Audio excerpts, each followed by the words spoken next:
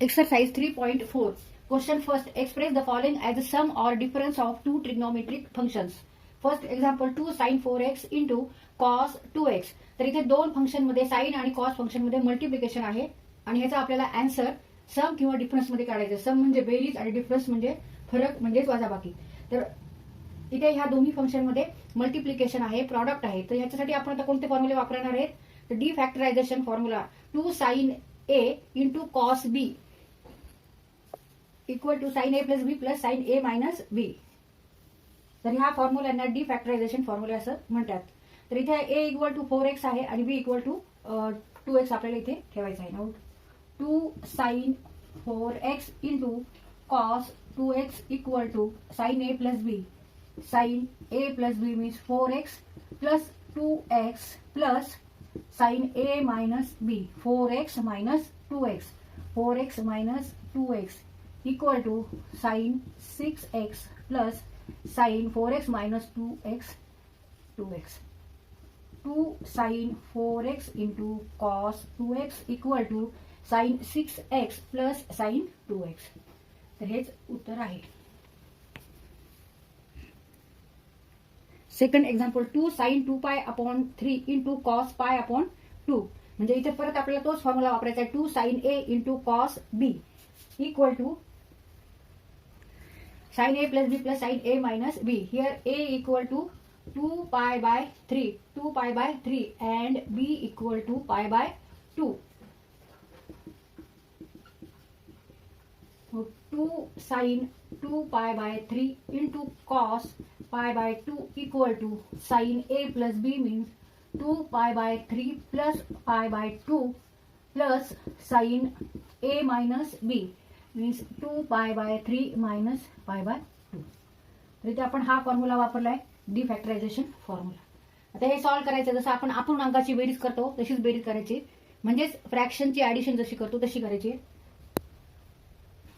Sign in bracket 4 पाय plus 3 पाय plus sign. आता इथे अपूर्णांकाची वजाबाकी करतो तशी करायची, म्हणजे फ्रॅक्शनचं सबट्रॅक्शन जसं करतो तसं करायचं. परत इथे एलसीएम 6 4 पाय मायनस 3 पाय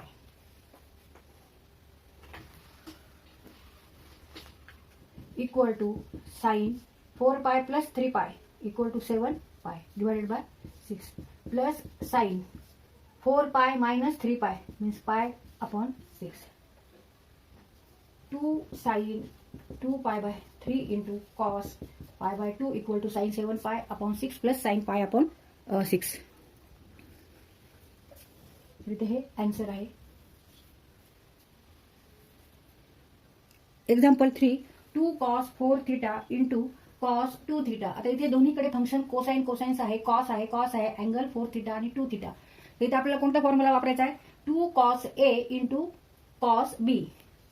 2 cos a into cos b. 2 cos a into cos b means cos a plus b plus cos a minus b equal to cos a plus b plus cos a minus b. cos a minus b. इथे हा formula आपल्याला वापरायचा आहे. Now put here a equal to 4 theta and b equal to 2 theta. 2 cos 4 theta into cos 2 theta equal to cos a plus b.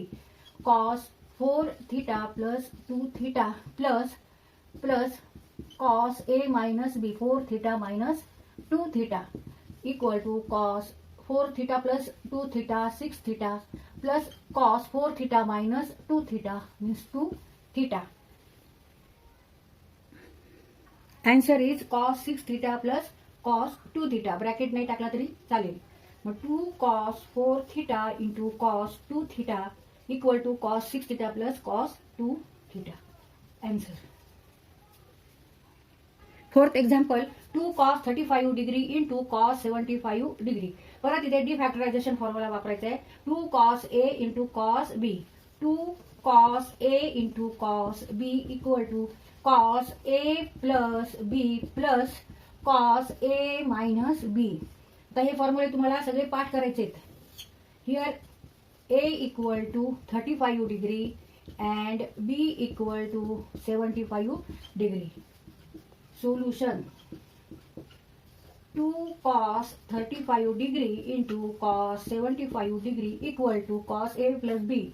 cos 35 degree plus 75 degree plus cos A minus B means 35 degree minus 75 degree.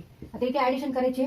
cos 110 degree plus cos, आता इथे negative 75 degree आणि plus 35 degree minus करायचंय आणि sine हे मोठ्या नंबरची म्हणजे negative 40 degree.